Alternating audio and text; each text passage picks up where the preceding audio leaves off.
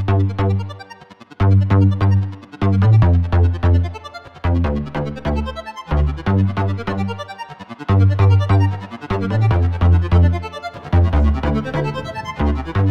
right, welcome back.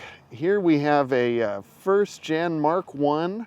This is a 2004 Ford Focus ZX5. And the ZX5 basically means that it's a 5-door car.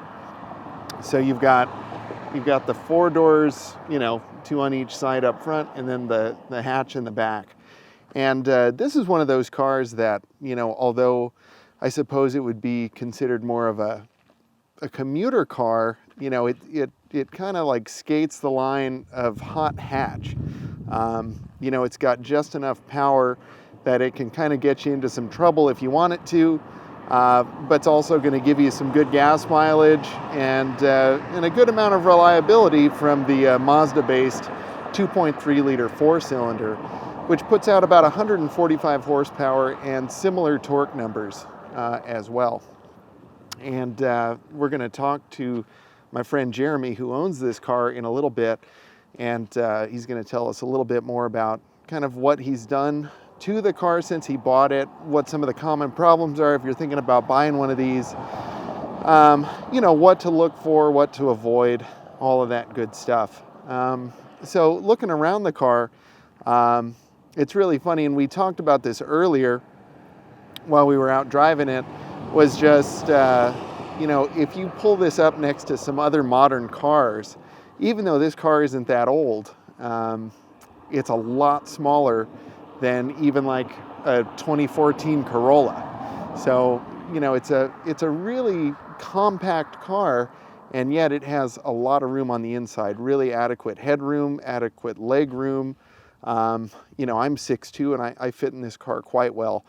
I don't know how chipper I'd be in the back seat, but certainly in the front there's no problems at all. It's really quite comfortable. This particular car is a 5-speed manual, which is absolutely the way to go. I hear the automatic is fine, but if you're going to get a little hatchback like this, you definitely want the stick. It really adds to the driving experience, and it's a very willing little car. We'll talk about that a little bit more as we drive. First things I noticed, particularly with this car, I'll see if I can zoom us in here. So as we get down here, you'll see we've got the 4-lug wheels, and you've got the disc brakes in the front. Moving around back, you'll notice the drum brakes. So, in a lot of the cars from this time period, you're going to find front disc, rear drum setups, and really that's plenty of stopping power for a car that only weighs, I think this car weighs about 2,700 pounds. So it really has plenty of brakes. It's definitely got that kind of European Ford late 90s kind of vibe with the shape of the headlight lenses, and you can see kind of just a lot of kind of hard angles, and yet they tried to incorporate more of that Ford oval thing too at the same time. I believe this car was introduced in Europe in 1998, and then I can't remember what Jeremy said, if it was 2000 or 2001 that it was introduced in the US. 2000. Yes, 2000. And was really a successful car. I remember these kind of triangular looking taillights really standing out. Like, I remember when I first started seeing these cars in person when I was living in Texas. And I remember it was a very successful car. They sold a bunch of these, and they were just everywhere. And now, what are we, 17 years later, which is crazy to think, a lot of these are just not around anymore. So it's really neat to have the opportunity to drive this car and check it out. This is really what I had in mind when I started this YouTube channel. Oh, good. Helicopters.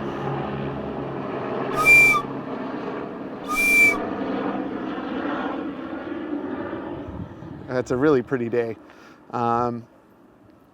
in any case, like, this is one of the things that I was really looking forward to when I started this channel, was the opportunity to check out some cars that I maybe had never, you know, driven or ridden in, you know, just kind of seen as a passerby. So this is always one of those cars that I've wondered about. I had heard that they were good for tall people. I had also heard that they were very reliable and fun to drive, and that's certainly the case. So I'll take you inside here. We'll take a little look around. So first thing you notice is that the door actually opens pretty wide. So, you know, if you're a person of, say, added dimensions, you know, you may not have a hard time getting in and out of this. And it's a fairly, you know, gratuitous opening here in the car, which is nice. You'll also notice kind of a nice sporty wheel here, leather wrapped wheel with the little, I don't know what you call that, the little bulge there. A little easier to grab onto. Of course, the coveted 5-speed manual and the proper handbrake. And again, the owner of this car tells me that this is kind of the medium trim level. So you get a lot of the nice features standard, like you've got the power windows, you got the power locks, cruise control, air conditioning, nice CD player, all of that good stuff. But you also get this cloth, which is apparently a lot more durable than some of the other models that were available. And what's always been really intriguing to me about the inside of these cars is if you just look at how big the cushion is here for the driver's seat, you know. Also, you know, the really nice bolsters. You know, you've got these nice side bolsters on the top and the bottom. And those really do a good job of holding you in place. It's very sporty and at the same time very comfortable. You know, and if you look, you know, these seat cushions are really nicely padded. So it's really a pretty generously appointed car, even at the kind of compact level here. If we look in the back, not as much going on here. It's all pretty basic. Going to do the test to see if I fit. And I do, but just barely. So as you can see, you can't see, come on gimbal. So I probably wouldn't want to be back here for too long, you know, without asking the driver to scoot up. I will say, like, the seats are really comfy. There's a lot of cushion in the back and a lot of cushion below me. So it is a very nice place to sit, but at the same time, just not enough leg room. But the headroom is just fine. I'm not hitting my head at all. And all of that's just terrific. And here you can kind of get a better view of the cockpit. You know, it's got kind of everything you need and nothing you don't. You've got a couple of nice cup holders in the front, which is great. Got nice big pockets in the door cards. Got a nice 12-volt outlet right there. Charge your cell phone. You know, it's got it all. And, you know, nice cold air conditioning and all of that. You've got a nice little armrest center console. So we'll hop out of this thing.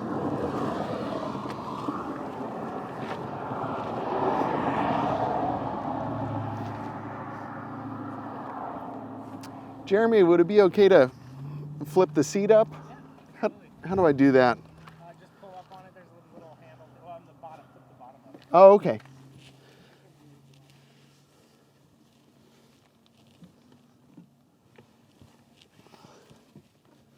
Want me to do it? Oh, so you just kind of pull up? Yep, just pull up. Oh, okay.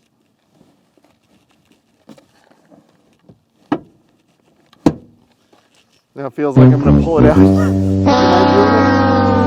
I'll just throw a cut in here. This is fine. Cool.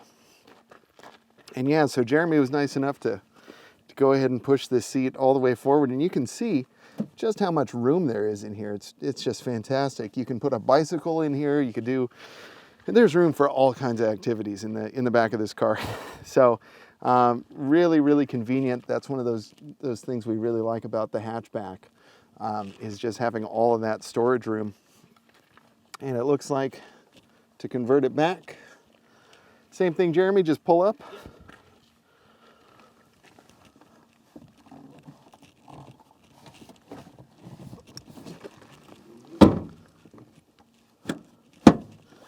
And there you go. You're back to your 5-seater, which is just great.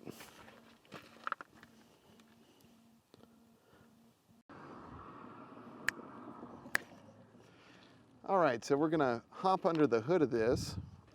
And earlier I was mentioning a little bit about like the hot hatch cars. And you know, you Focus purists out there will probably say, hey, what about the SVT? And I forgot about the SVT. So that's definitely a hot hatch. This one is just kind of a relatable hot hatch inspired. So here you can see this is the mostly original 117,000 mile 2.3 engine, which is really in nice shape. He's replaced the coils here with NGKs, and I think he was telling me some Motorcraft plugs as well.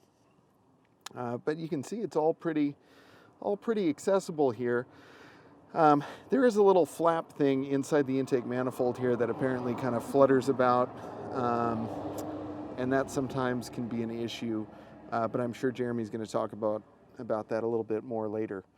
But here you have it, the 2.3, a nice little battery cover.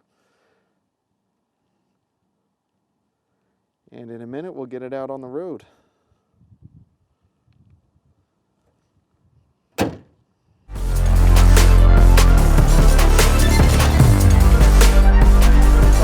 Car, basically looking for something moderately fun, fairly cheap, and hopefully reliable. And these Focus, or Foci, I guess you should say, they have a pretty good reputation for being reliable. And thus far, I will say this car, I think, qualifies as reliable in that it has not ever not started, and it has not ever left me stranded. That having been said, it does have its whole little slew of strange little problems. As I've learned more, you know, researching things, many of which are very common to all of these. In particular, this one is the clutches on the last legs. So if you do ever look at one of these, if you're looking for one of these cars, the manual transmission is great, but it is a particularly expensive clutch to replace because it's a hydraulic clutch, and it has a dual mass flywheel, which has to be replaced. And so, you know, just the clutch kit is, you know, somewhere around $500, I think. And so from there, of course, the labor and all that. So I haven't had to do that yet, but, you know, we'll see how long I've got. Other than that, yeah, like I heard Dave mention earlier, I did plugs and coils, and I did a fuel filter, and what else did I do? Oh, I did a MAF sensor on it. All of those were sort of chasing down a strange little hesitation it has, which again, I've learned is a very common problem with this engine. None of them have solved it. However, you know, it's not a reliability issue, it's more of a drivability issue in terms of enjoyment more than even functionality. So as far as functionality goes, this car is awesome. It's comfortable, it handles great. You know, it gets 31 miles to the gallon on the highway, which is not great for a car of this size by modern standards, but at the time, you know, when you would consider that maybe a Corolla or a Civic would be getting better mileage than that, but with significantly less horsepower and performance. I believe this car at the time was tested around 7.9, something like that, to 0 to 60, you know, which is pretty good for a little car, not an SVT, not a hot hatch. So, you know, it's definitely quicker than your Civics or Corollas of the day. And long-lived too. You know, my sister has an 05 sedan with 230,000 miles on it, just beat to hell, and she does nothing to it, and it gets her to work every single day. And so from that standpoint, pretty good little cars, you know, for the money. So yeah, what else? Oh, you know, there's some little goofy things on this individual car that, like, you know, it's got the little custom graphics here on the side, my custom paint job that, you know, somebody ran through some wet paint.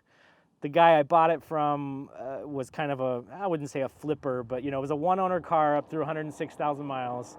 And then he bought it as kind of his fun car and only put about 6,000 miles on it in the next 2 years, I think he had it. So I bought it with 112 on it. And but, you know, he did some goofy stuff, like it's got 4 different tires on it. They're all kind of decent tires, and it rides fine. So even though I hate the way it looks, I just thought, well, I'm not going to do that until there's a reason to, and thus far there hasn't been a reason to, other than it bothering me every time I see it. But what else? Oh yeah, we got the nice faded headlights. These actually have been cleaned with bug spray, and that seemed to make them worse, which has not been the, so I need to get out some sandpaper and sand those off, see if I can clear that up a little bit, you know. I don't know, what else, Dave? Anything else you want to know? Talk about the little stumbling thing that it does. Oh yeah, so all that, the coils, the plugs, all that stuff, aside from just being good maintenance, and coils are kind of a known issue on any car, but specifically with these, if there is kind of a stumble or a misfire, that is your go-to thing, especially if they're original. These were not all original, but I think 3 of the 4 looked like they were when I bought it, so I just thought, well, that's a place to start. And you know, from Rock Auto, that was like $100 for all 4 for good ones. You know, I could have gone cheaper. Some people say with these to really stick with Motorcraft stuff, and in general I have. I did a Motorcraft MAF sensor.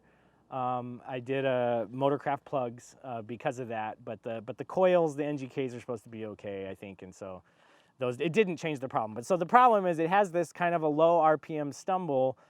If you're cruising, you know, 3rd gear at 25, 4th gear at 35, so on, between about 1,500 and 2,000 RPMs. It feels like a misfire or a shutter. It's just kind of this, you know, small, strange problem at times. And, you know, you get on the gas and it goes away, no problem. Where it does show up as a little bit of an issue is from a stop. If you're going uphill, if you got people in the car, if anything like that, it really can lose power in the lowest RPMs. You can get around all that, of course, just by revving it up a little bit, but you just kind of have to get used to it. So I've been chasing that problem. I haven't figured it out yet. It hasn't gotten any worse, and it's been to 3 different mechanics who all say they don't know what it is, and you know how modern day they hook it up to the computer and say, well, there's no code, so there's nothing wrong with it. It's like, well, there are no codes, and I knew that before I brought it to you, but thanks anyway. So I'm still kind of chasing that down and doing just internet research on the forums. You know, there is a pretty substantial community of followers for these cars, not just the SVTs, but there's a couple of big forums and guys still keeping them on the road, you know, with a lot of miles on them. So there's plenty of these out there with well over 200,000 miles on them on all the engines. Really, this was a good motor, and this is kind of the most desirable motor for this. Well, you know, the real Mark 1 Focus, this only was around for 03 and 04 before it went on to other things when they refreshed the model in 05. But all of them were great. So I don't know if I could do it over again. I don't know if the Z-Tech motor would have, you know, less performance but more reliability. I'm not really sure. But this motor, you know, it's fun. It's got some oomph.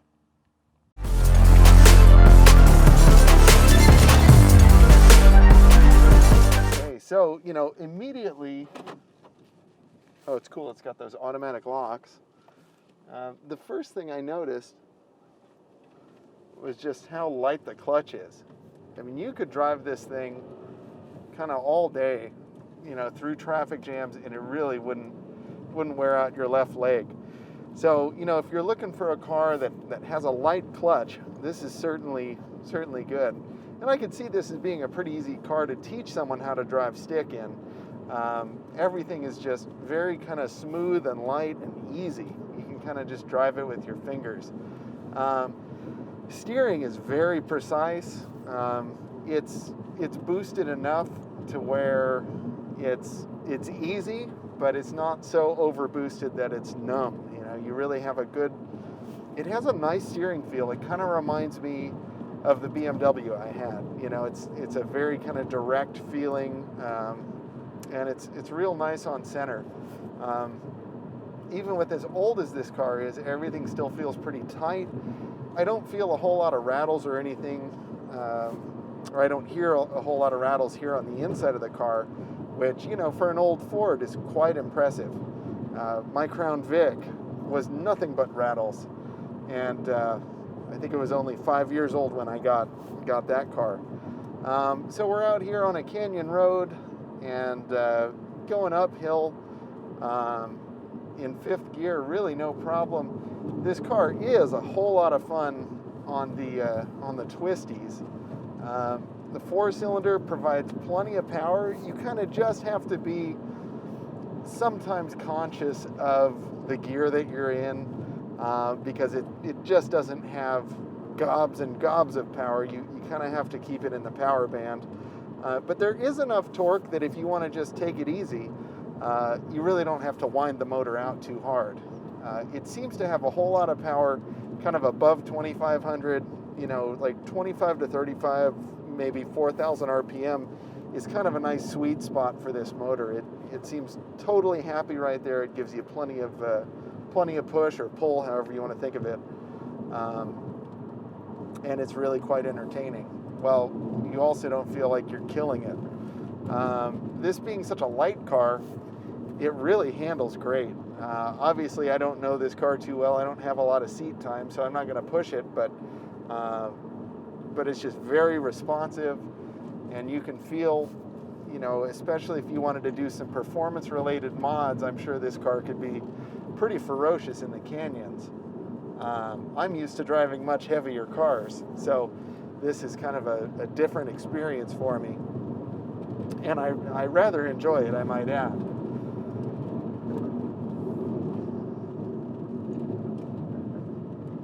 And yeah, just no problem. I probably could have gone a lot faster. Now I will note that with the gearbox, it does seem that third gear and fifth gear tend to be a little ambiguous at times. That's the second time I've hit third instead of fifth, but I'm actually glad I hit third because I didn't really want fifth. I just thought I did. But it's a really nice shifter. It's it feels good in the hand. You don't really have to grip it. You just kind of guide it with your fingers, and that's kind of nice. I mean, I'm sure if you wanted to be heavy-handed with it, you could. But I don't know. It's just light and easy, and I kind of like that. Especially in a small car. I don't think it should feel heavy. I don't think it should feel laborious to switch gears. And the handling, again, is just great. I think what really kind of sets this apart from some other smaller cars that I've owned is that I feel like the rear end actually grips the road a lot better, than a lot of small front-wheel drive cars. I don't feel like it, with a lot of front-wheel drive cars, I feel like you're going to get, understeer, where the nose just kind of plows. But with this, I can feel the rear end, and I can feel the grip from the rear tires, which is nice. So this chassis really does inspire confidence, and you can just kind of feel everything. We've got a nice kind of sweeping turn coming up here, and really there's just no hint of any kind of traction issue. Feel the car kind of lean over, and it just holds. It's really nice. This is a fun car. It might be worth mentioning, this is the original struts and rear shocks, I believe. I don't know that for a fact, but they're definitely not new. That's right. So we're probably on factory suspension here, and still, does a really good job of soaking up the bumps, and also just holding the car in place, which is great. I mean, like we're really not leaning that much in these corners. Again, the seats are very well bolstered, so that's certainly a big part of the handling perception. I remember seeing other reviewers of cars talk about, if you don't have enough bolster, it really affects how the car handles, and I never quite understood that. But these seats do a really nice job of just holding you in place. Looks like I'm slowing down the locals. I better speed up a little bit. But yeah, just a really fun car to drive. Just tosses in and out of the corners. And it's also good on the highway. Jeremy was telling me he's driven this car to Las Vegas, to Northern California, and really had no issues on the highway either, which is awesome. So here we are, we're going uphill. I'm in third gear, I've got the AC on. It definitely, you can feel the 4-cylinder. Like, it would be nice if it had just a touch more horsepower, but again, it's not so slow that like it won't accelerate, because it certainly will. You just kind of feel like you need to get in the revs a little bit more. And that's okay, because that's what it is, you know. It is a 4-cylinder car. But it has no problem getting out of its own way, and it's just, you know, the first thing I felt about this car was just, it's very willing. It's got a very willing motor and gearbox. So a really pleasant place to be. And really, the road noise isn't too bad either. It's pretty well insulated. Certainly for an economy car, you know, road noise is not the first thing you're thinking about, but I can see driving this for hours on end wouldn't be that big of a deal. It's so pretty out here. So yeah, fourth gear uphill 55. You know, if you wanted to go significantly faster, I would need to grab a gear. But I don't really need to go any faster than that right now. It's just great how light and nimble it feels. It's very quick on its feet, and that's a nice thing. That none of my cars do that. Anything else you'd like to add, Jeremy? What else? Let's say. Well, I would say you were mentioning road noise. It's not super loud, but it's definitely not quiet compared to modern cars. But for whatever it's worth, when I was shopping around for this car, like I said earlier, my criteria were cheap, reasonably fun, and reasonably reliable. So I looked at Civics, and of course the equivalent age of Civic was not a particularly well-loved generation, that kind of 02 to 06 or 05, maybe 01 to 05, whatever. But I drove a couple of those, and you know, they were just as loud and didn't really feel particularly more substantial. So, again, for the age, you know, it is a 2004. And how about, does it leak when it rains, or all the seals are good? All the seals are good. Like, the window regulators are an issue on this car, so I've already replaced the passenger one, the driver one, and what that manifested as, in my case, was the window would still go up and down, but it wouldn't stay all the way up on the right side of it, you know. Some of them, they just completely fly apart at the cables and fall down into the window. Mine didn't do that. My driver's window right now is ready for one also, but it's not leaking yet or anything. So yes, the seals are all good, no leaks, just those window regulators, but they really are not a daunting thing to replace. So that shouldn't be a deterrent to buying one of these if you find one and like, oh, the window.